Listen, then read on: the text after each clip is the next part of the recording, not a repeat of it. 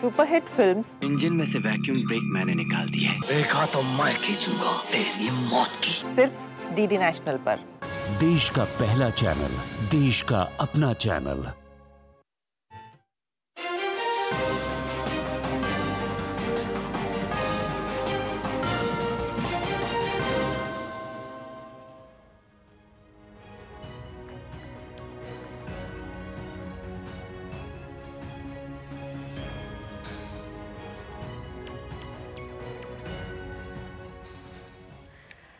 नमस्कार, स्वागत है आप सभी का। दूरदर्शन समाचार आप देख रहे हैं और देश दुनिया की ताज़ा तरीन खबरों को लेकर हाजिर हूं मैं कृतिका। अगले आधा घंटे में हम जानेंगे देश दुनिया की तमाम बड़ी और छोटी खबरें, लेकिन बुलेटिन की शुरुआत करेंगे सुर्खियों के साथ में।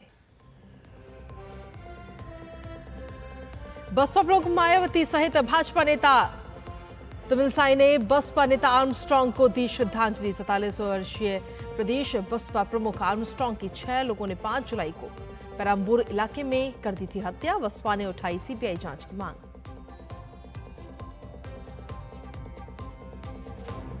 हाथरस भगदड़ और 121 लोगों की मौत मामले में न्यायिक आयोग ने शुरू की जांच।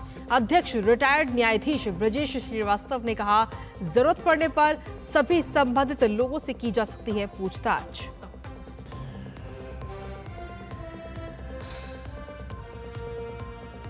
जगन्नाथपुरी की विश्व प्रसिद्ध रथ यात्रा का शुभारंभ, राष्ट्रपति हुई शामिल। दिल्ली, अहमदाबाद, पश्चिम बंगाल में पारंपरिक तौर पर निकली बलभद्र, सुभद्रा और प्रभु जगन्नाथ की रथ यात्रा।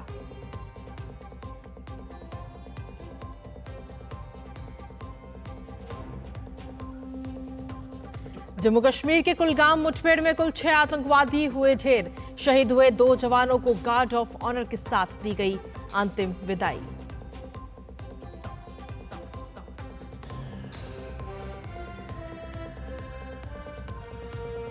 आगरा में तालाब में डूबने से 4 बच्चियों की मौत। देश भर में लगातार हो रही बारिश से हादसे बढ़े।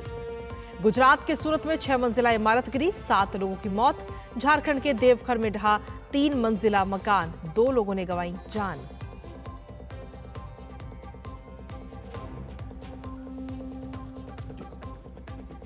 अमित शाह के गुजरात दौरे का दूसरा दिन। अहमदाबाद को मिली आधुनिक मल्टी स्पेशलिटी स्लिम्स हॉस्पिटल की सौगात। साथ ही अमित शाह ने किया अमीन पीजेकेपी विद्यार्थी भवन का उद्घाटन।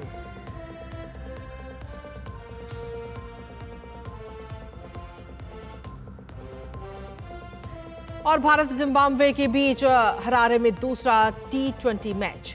भारत ने बनाए 234 रन। अभिषेक शर्मा ने 47 बॉल पर लगाया शतक। जिम्बाब्वे ने 59 पर गंवाए 4 विकेट।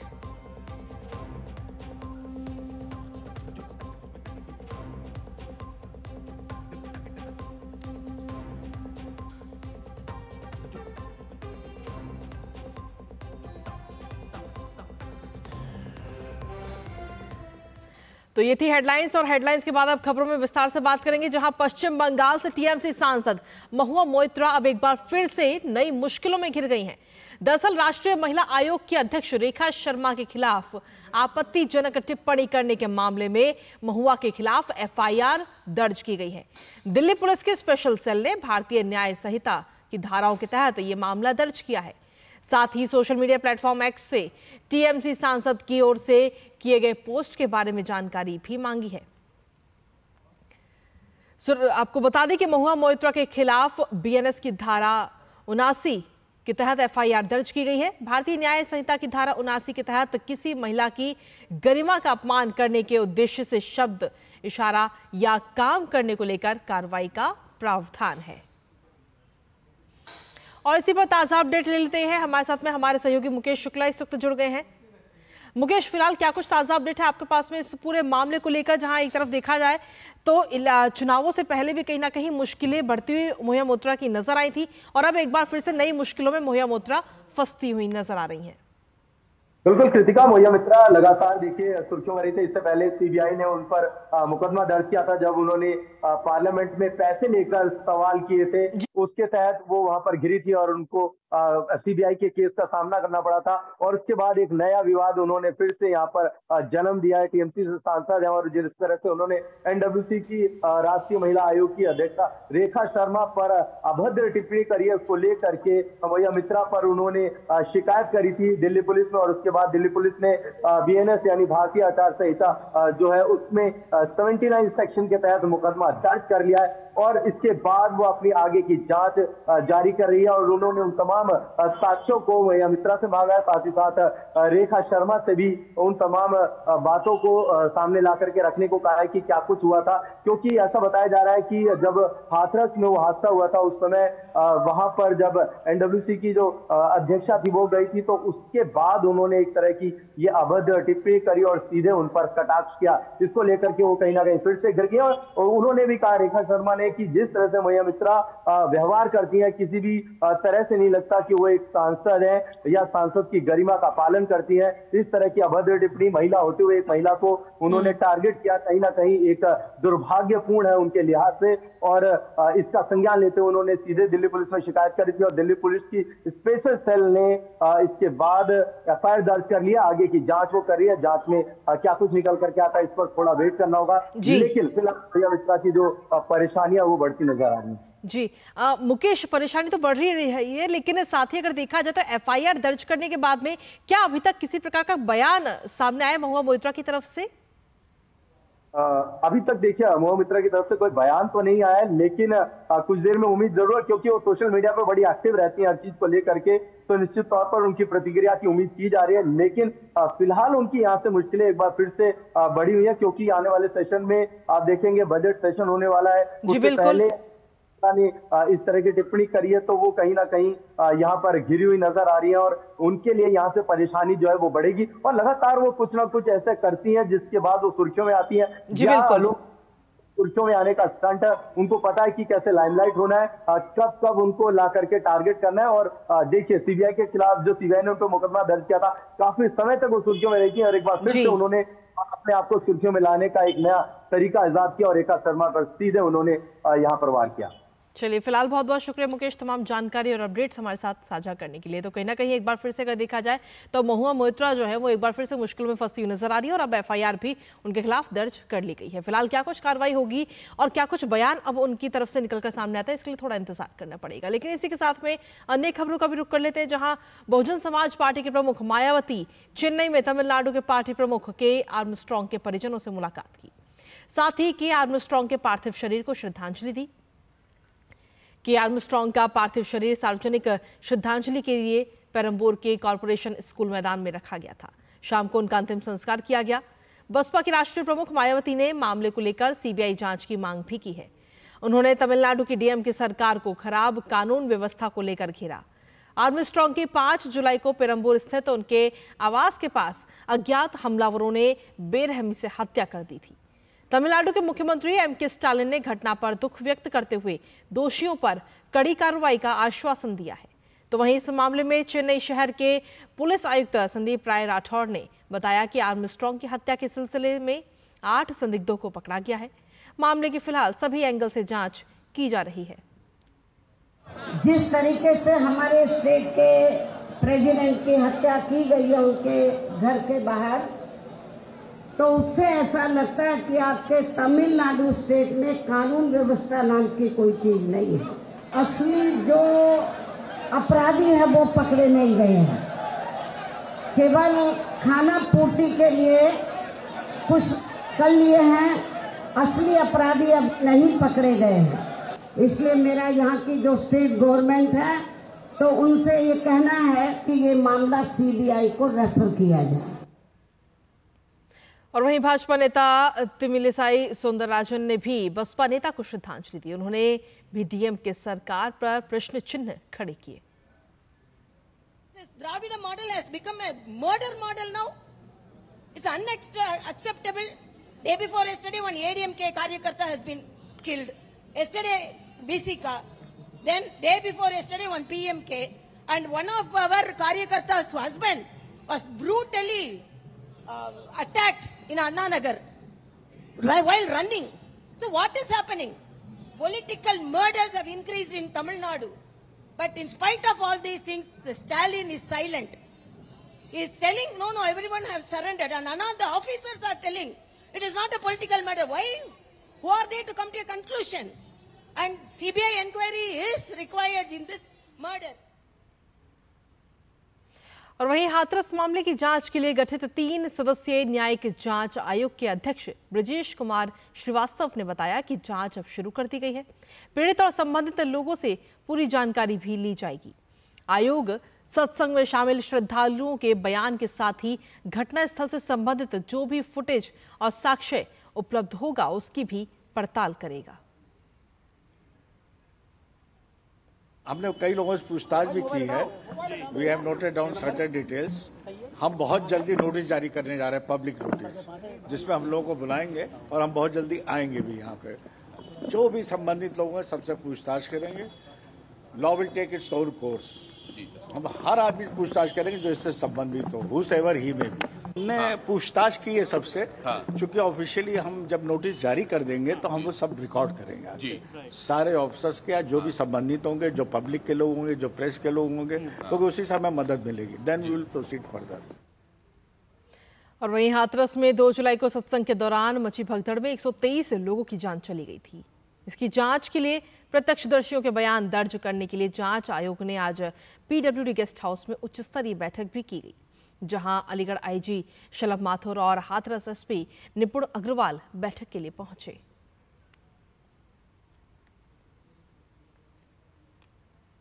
खबरों में आगे बढ़ते हुए बात अब मुंबई की, जहां एक बार फिर से हिट एंड रन का मामला सामने आया है। वर्ली इलाके में एक तेज रफ्तार बीएमडब्ल्यू कार ने बाइक पर जा रहे मछुआरा दंपत्ति को पीछे से टक्कर मार दी।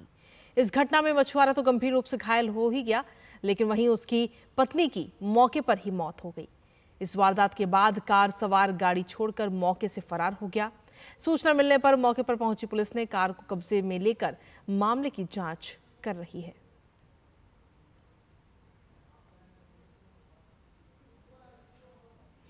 भगवान जगन्नाथ की रथ यात्रा आज से शुरू हो चुकी है और हर साल आषाढ़ मास के शुक्ल पक्ष की द्वितीया से रथ यात्रा शुरू होती है और ये रथ यात्रा दशमी तिथि को समाप्त होती है। इस साल जगन्नाथ रथ यात्रा 16 जुलाई तक चलेगी। विधि विधान और पारंपरिक तौर पर पुरी जगन्नाथ यात्रा का शुभारंभ हो गया है। इस अवसर पर राष्ट्रपति द्रौपदी मुर्मू सहित ओडिशा के राज्यपाल और मुख्यमंत्री और केंद्रीय शिक्षा मंत्री भी मौजूद रहे। वहीं पूर्व मुख्यमंत्री नवीन पटनायक भी इस पावन अवसर पर पहुंचकर प्रभु जगन्नाथ का आशीर्वाद लिया।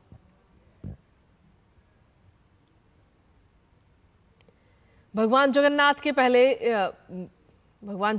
पहले भक्त व पुरी के राजा गजपति महाराज ने परंपरा निभाते हुए सोने की मूठ वाली झाड़ू से रथ के मार्ग की सफाई की। रस्मों को छेरा पहरा के नाम से जाना जाता है और उस दौरान की ये बेहद ही खास तस्वीरें भी आपको दिखा रहे हैं।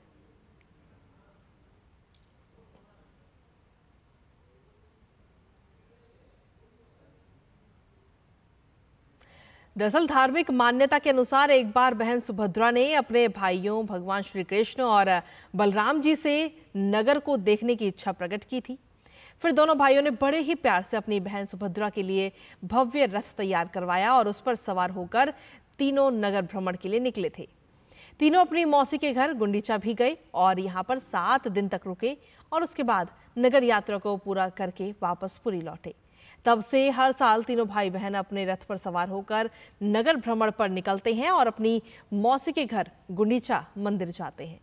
इनमें सबसे आगे बलराम जी का रथ, बीच में बहन सुभद्रा का रथ और सबसे पीछे जगन्नाथ जी का रथ होता है। और हर साल की तरह ओडिशा के पुरी स्थित जगन्नाथ मंदिर से बड़े ही धूमधाम के साथ रथ यात्रा निकाली गई, जिसमें लाखों की संख्या में श्रद्धालु शामिल हुए। ओडिशा के अलावा कई राज्यों में भगवान जगन्नाथ की रथ यात्रा का आयोजन किया गया। इसी कड़ी में देश की राजधानी दिल्ली के हौज खास स्थित भगवान जगन्नाथ मंदिर से भी हर साल की तरह इस साल भी बड़ी धूमधाम के साथ रथ यात्रा निकाली गई। इस रथ यात्रा में बड़ी संख्या में श्रद्धालु शामिल हुए। दरअसल रथ यात्रा न केवल धार्मिक दृष्टि से महत्वपूर्ण है, बल्कि सांस्कृतिक और सामाजिक दृष्टिकोण से भी महत्वपूर्ण मानी जाती है। राजधानी दिल्ली की इस रथ यात्रा के दौरान श्रद्धालुओं में खासा उत्साह देखा गया। संगीत, नृत्य और विभिन्न प्रकार के सांस्कृतिक कार्यक्रमों के बीच रथ यात्रा में अपार जनसैलाब रथ को खींचने के लिए आतुर रहा। दिल्ली के हौज खास का ये रथ यात्रा महोत्सव न सिर्फ राजधानी के उड़िया लोगों के लिए महत्व रखता है, बल्कि ये आस्था के जनसैलाब का भी प्रतीक है।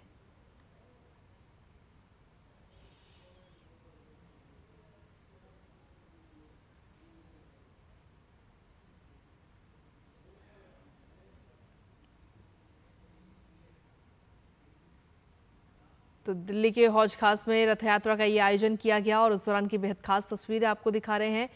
आपको बता दें कि हजारों की संख्या में श्रद्धालु वहां पर पहुंचे इस रथ यात्रा में शामिल होने के लिए, और इस रथ को खींचने के लिए भी लोगों में काफी उत्साह नजर आया।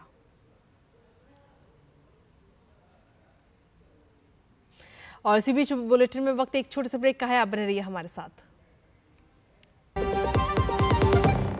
बढ़िया है, प्राकृतिक हल्दी, मिर्ची, धनिया नहीं, मिर्ची, धनिया, हल्दी, MDH। मैं क्या जी, सब जानते हैं, जहाँ दिखे मारियो, अपना समझ के खा लियो। स्वाद से सबको दीवाना कर दे, दीवाना कर दे। पता का चाय, गजब का स्वाद।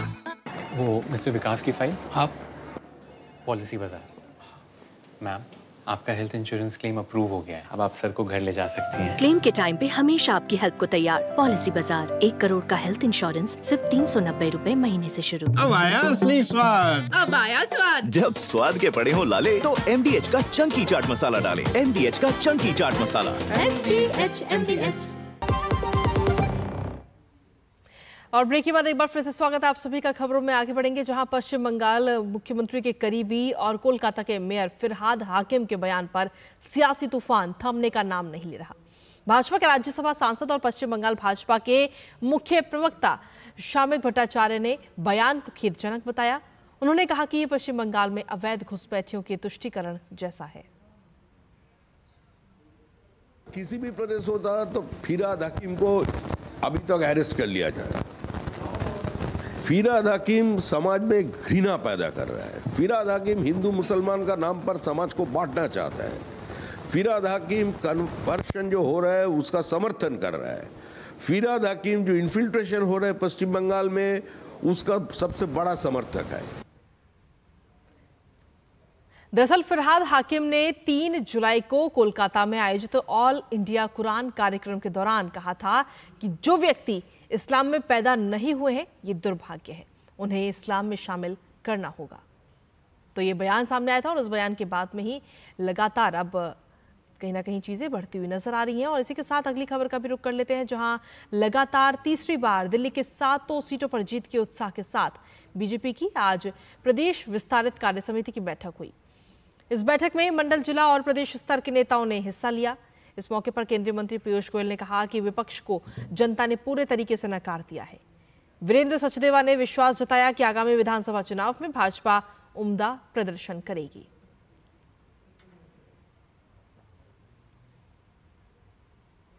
कार्य समिति की बैठक के दौरान राज्यसभा सांसद और पार्टी नेता सुधांशु त्रिवेदी ने कांग्रेस और उसके गठबंधन को लेकर कई सवाल उठाए। उन्होंने कहा कि कांग्रेस सिर्फ स्वार्थ सिद्धि के लिए अन्य दलों का इस्तेमाल कर रही है। उन्होंने संसद में भगवान शिव की तस्वीर लाने और राम मंदिर पर सवाल उठाने को लेकर भी सुधांशु त्रिवेदी ने राहुल गांधी पर जमकर निशाना साधा। जिस प्रकार से वो ईश्वर के संदर्भ में बात करते हैं, मैं उनसे कहना चाहूंगा, यदि आप अपने को शिव भक्त कहते हैं तो भगवान शंकर ने भी भगवान राम की स्तुति में जय राम रमा रमणम शमनम भवताप व्याकुल ताहि जनम बाकायदा स्तुति गाई। और आप श्री राम के प्रति इस प्रकार का भाव रखते हैं, अगर नहीं है तो फिर आप समझ लीजिए आपकी भक्ति श्री राम की भक्ति नहीं है। शिव का भक्त तो राम के विरोधी भी थे। वहीं केंद्रीय कानून मंत्री अर्जुन राम मेघवाल अपने संसदीय क्षेत्र बीकानेर में पहले दौरे पर पहुंचे। उन्होंने कहा कि संसद में चर्चा संसदीय मर्यादा और परंपरा के अनुरूप होनी चाहिए। उन्होंने नेता प्रतिपक्ष के आचरण पर खेद जताया, साथ ही उनके उस बयान पर ऐतराज जताया जिसमें राहुल गांधी ने हिंदुओं को हिंसक करार दिया था। राहुल गांधी जी 18वीं लोकसभा में नेता प्रतिपक्ष बने, उनको संसद के नियम है और संसद की जो गरिमा है उसके अनुरूप ही आचरण करना चाहिए। और संविधान में जो लिखा हुआ है कि सभी धर्मों का हम आदर करेंगे, वो संसद में खड़े होकर के बोल रहे हैं सारे हिंदू हिंसक होते हैं, ये कैसे सहन करेगा देश। और दूसरा, वो जब बोले तो हमने सुना, और जब नेता, हमारे सदन के नेता जो आदरणीय प्रधानमंत्री जी होते हैं, वो जब बोल रहे थे तो सारे कांग्रेसी वेल में थे, हल्ला कर रहे थे। 2 घंटा 20 मिनट तक हल्ला करना, ये संसद की गरिमा के अनुरूप नहीं है। और चलिए खबरों में आगे बढ़ेंगे, बात करेंगे अब जम्मू कश्मीर के, जहां कुलगाम में सुरक्षा बलों और आतंकियों के बीच चल रही मुठभेड़ में 6 आतंकी मारे गए हैं। इस एनकाउंटर में 2 जवान भी शहीद हो गए। कुलगाम के मुदरगाम और फ्रिसल चिन्नीगाम इलाकों में चल रही इस मुठभेड़ में हिजबुल मुजाहिदीन के आतंकी संगठन शब्बीर डार के आतंकियों के शामिल होने की सूचना है। पुलिस का कहना है कि इस अभियान के खत्म होने में अभी और समय लग सकता है।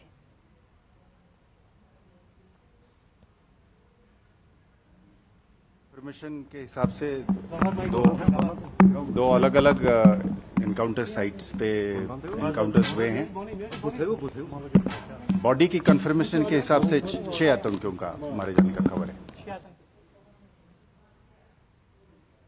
छत्तीसगढ़ में सैन्य बल लगातार माओवाद प्रभावित इलाकों में सक्रिय है।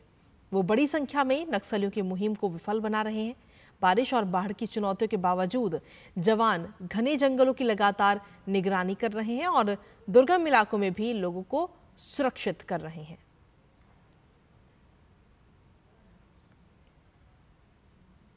और खबरों का सिलसिला डीडी न्यूज पर यूं ही लगातार जारी। वक्त एक और छोटे से ब्रेक का, बने रहिए हमारे साथ। लड़के वाली, भोली भाली, मेहनत वाली, नखरे वाली, असली तड़के वाली, ये तो बड़ी समझदार, बड़ी होशियार, एमडीएच के साथ अब जुड़ते नई टेस्ट का असली taste, MDH ginger garlic taste. बात जब पीढ़ियों के लिए बनने वाले घर की हो तो जिम्मेदारी बड़ी हो जाती है। गैलेंट समझता है ये जिम्मेदारी। अब डबल एम रिब्स के साथ गैलेंट एडवांस टीएमटी रीबार, निर्माण का रियल हीरो। इतनी सी सैलरी में घर की ईएमआई कैसे भरूंगी? काश तुमने जाने से पहले टर्म लाइफ इंश्योरेंस लिया होता। पॉलिसी बाजार पे 1 करोड़ का टर्म लाइफ इंश्योरेंस सिर्फ 470 रुपए महीने से शुरू। चुटकुला समझ नहीं आया? समझ तो ये नहीं आता कि खेत धान का या खरपतवार का। तो इसमें समझना क्या है दोस्त? ले आओ धान के खरपतवारों का स्पेशलिस्ट ग्रीन लेबल। IIL के ट्रैक्टर ब्रांड का ग्रीन लेबल, धान के खरपतवारों का स्पेशलिस्ट। गोल्डी छोले मसाले, जहाँ जाए रिश्ते बनाए, जहाँ जाए रिश्ते बनाए, गोल्डी मसाले। और ब्रेक के बाद एक बार फिर से स्वागत है आप सभी का। खबरों में आगे बढ़ते हुए बात करेंगे अब सूरत की, जहां शनिवार को 6 मंजिला इमारत ढहने के बाद खोज और बचाव अभियान जारी है। यह हादसा सूरत के सचिन पाली गांव में हुआ। घटनास्थल से 7 लोगों के शव बरामद हो चुके हैं। पुलिस उपायुक्त राजेश परमार ने बताया कि घटनास्थल से एक महिला को सुरक्षित निकाल लिया गया है और खोज और बचाव अभियान अभी जारी है। असम में बाढ़ की स्थिति चिंताजनक बनी हुई है। राज्य के 29 प्रभावित जिलों में लगभग 24 लाख लोग बाढ़ की चपेट में हैं। बाढ़ से मरने वालों की संख्या 58 हो चुकी है। मौसम विभाग ने 9 और 10 जुलाई को असम और मेघालय में भारी से बहुत भारी बारिश की चेतावनी भी जारी की है।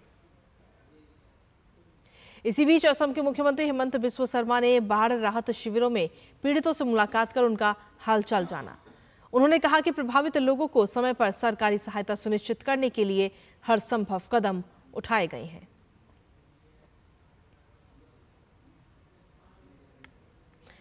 यूपी के आगरा में खंदौली क्षेत्र के यमुना एक्सप्रेसवे इंटरचेंज पर बने तालाब में नहाने गए 4 बच्चियों की डूबने से मौत हो गई, जबकि 5 बच्चों को सकुशल बचा लिया गया। यह हादसा उस वक्त हुआ जब सड़क किनारे झुग्गियों में रहने वाले 10 बच्चे तालाब में नहाते समय डूबने लगे। हादसे की जानकारी मिलते ही ड्यूटी पर तैनात होमगार्ड ने 4 बच्चों को सकुशल बाहर निकाल लिया, तो वहीं 1 घंटे की मशक्कत के बाद गोताखोरों ने बच्चियों के शव को भी बाहर निकाला।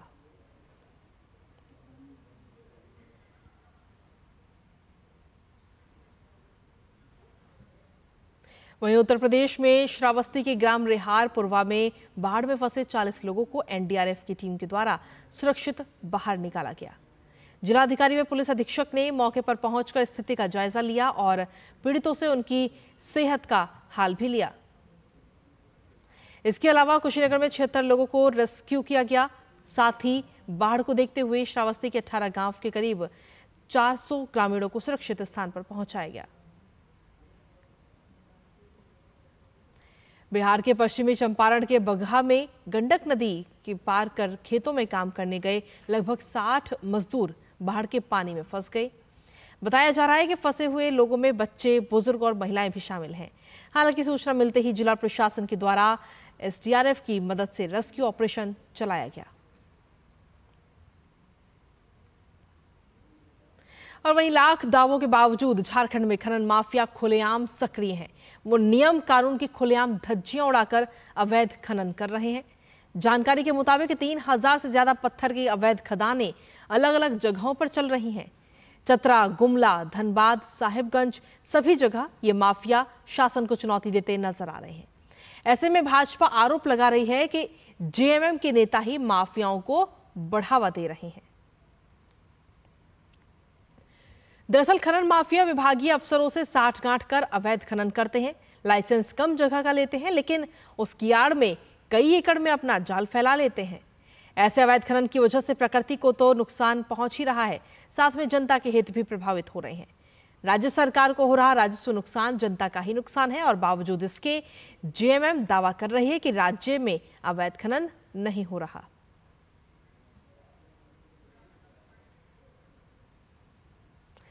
वहीं केंद्रीय गृह एवं सहकारिता मंत्री अमित शाह ने अहमदाबाद के नारायणपुरा में आधुनिक मल्टी स्पेशलिटी स्लिम्स हॉस्पिटल का उद्घाटन किया है। 100 बिस्तरों वाले इस अस्पताल में रिप्लेसमेंट रोबोटिक सर्जरी की भी सुविधा उपलब्ध है। इसके अलावा गृह मंत्री अमित शाह ने अहमदाबाद में छात्रों के लिए एक भवन का भी उद्घाटन आज किया। और इसी के साथ फिलहाल मेरे साथ इस बुलेटिन में इतना ही। नमस्कार।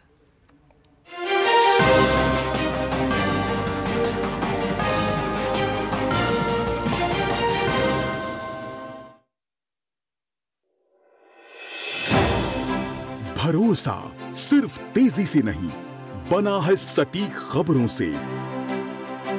दावे नहीं, दिखाते हैं तथ्य, दिखावा नहीं, चुनते हैं सच।